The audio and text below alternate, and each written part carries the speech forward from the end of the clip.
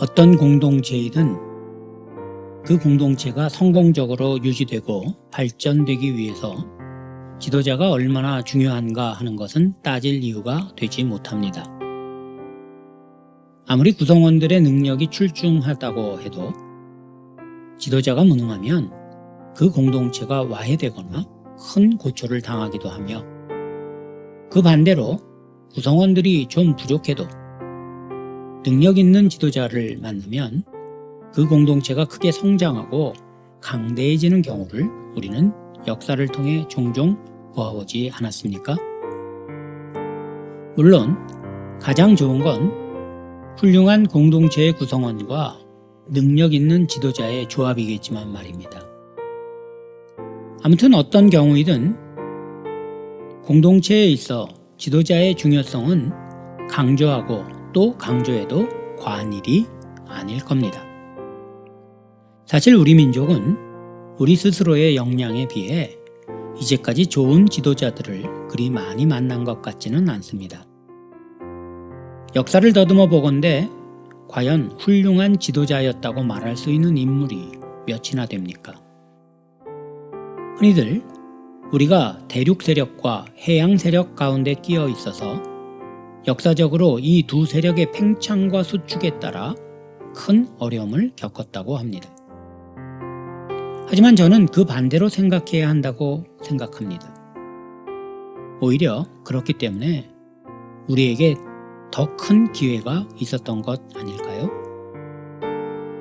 반도의 특성상 우리는 대륙으로 뻗어나갈 수도 있었고 해양으로 넓혀갈 수도 있었습니다.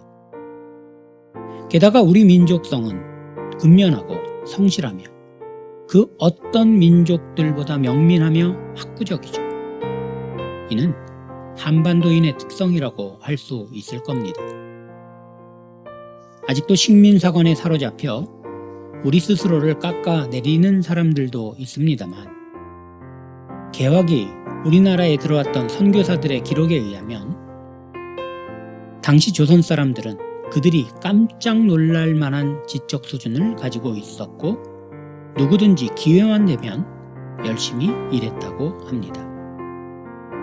예를 들어 세브란스 장로의 기부로 인해 세워진 병원에서 의학을 배워 의사가 된 학생들은 의료 선교를 위해 들어왔던 의사 선교사들이 깜짝 놀랄 정도로 의술 습득 능력이 뛰어났었다고 합니다. 미국의 그 어느 의대생들도 그 정도로 빠르게 습득하지 못했을 정도였다는 것이죠. 그래서 선교사들은 이런 민족에게 좋은 지도자가 있었다면 엄청난 국가가 되었을 것이라고 안타까워했다고 합니다. 선교사들의 지적대로 우리는 역사상 그리 좋은 지도자를 많이 만나지 못했습니다. 솔직히 손꼽을 정도 아니었던가요? 이스라엘 역시 그랬습니다. 수많은 왕들이 있었습니다만 이스라엘 민족을 성공적으로 이끈 지도자는 몇 되지 않았죠. 우리가 다 알고 있다시피 그 중에 가장 훌륭한 지도자는 다윗입니다. 이 시는 바로 이 다윗의 이름을 빌려 지어진 시로 일명 제왕시라고 분류되는 시입니다. 이 시는 독특하게도 도입 부분에서 나라는 개인적인 이야기로 시작하다가 12절 이하부터는 우리로 관점이 바뀌게 됩니다. 여기서 나는 왕이며 우리는 이스라엘 백성들이죠.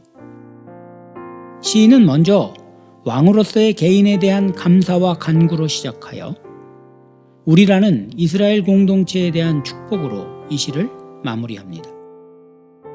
어쩌면 이것은 지도자로서의 자격 중에 하나일 것입니다. 자기만 잘 되고 자기 혼자 잘 먹고 잘 사는 것이 아니라 공동체 전체가 복을 받기를 바라는 마음 말이죠.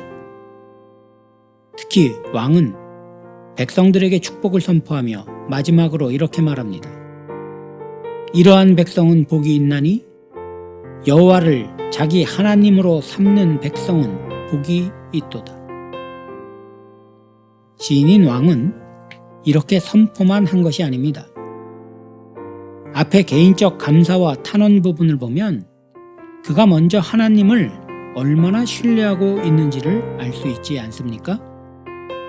그러므로 이 시는 한 공동체가 축복을 누리기 위해서는 먼저 지도자의 믿음이 얼마나 중요한지를 보여줍니다. 그 후에 그 공동체의 구성원도 복을 받게 되는 것이 하나님의 법칙이니까요. 그러므로 우리의 공동체에서 더 이상 지도자로 인해 고통받는 일이 없도록 좋은 지도자를 세워주시길, 또 우리가 잘 선택할 수 있기를 기도해야 할 것입니다.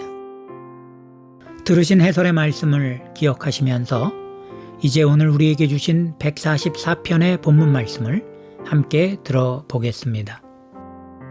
시편 144편. 나의 반석이신 여호와를 찬송하리로다. 그가 내 손을 가르쳐 싸우게 하시며 손가락을 가르쳐 전쟁하게 하시는도다. 여호와는 나의 사랑이시요 나의 요새이시요 나의 산성이시요 나를 건지시는 이시요 나의 방패이시니 내가 그에게 피하였고 그가 내 백성을 내게 복종하게 하셨나이다. 여호와여, 사람이 무엇이기에 주께서 그를 알아주시며 인생이 무엇이기에 그를 생각하시나이까. 사람은 헛것 같고 그의 날은 지나가는 그림자 같으니이다. 여호와여, 주의 하늘을 들이우고 강림하시며 산들에 접촉하사 연기를 내게 하소서. 번개를 번쩍이사 원수들을 흩으시며 주의 화살을 쏘아 그들을 무찌르소서.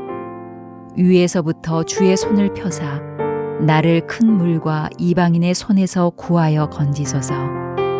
그들의 입은 거짓을 말하며 그의 오른손은 거짓의 오른손이니이다. 하나님이여, 내가 주께 새 노래로 노래하며 10줄 비파로 주를 찬양하리이다.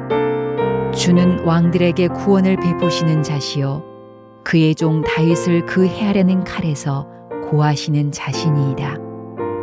이방인의 손에서 나를 구하여 건지소서. 그들의 입은 거짓을 말하며 그 오른손은 거짓의 오른손이니이다.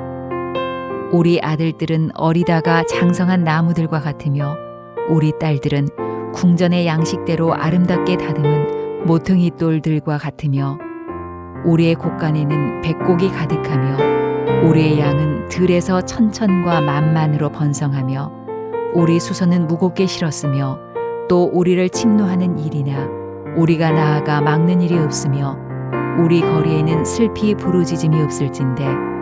이러한 백성은 복이 있나니 여호와를 자기 하나님으로 삼는 백성은 복이 있도다. 우리가 함께 나눌 기도의 제목입니다. 우리가 속한 많은 공동체들의 믿음의 지도자를 세워 주시옵소서. 함께 기도합시다.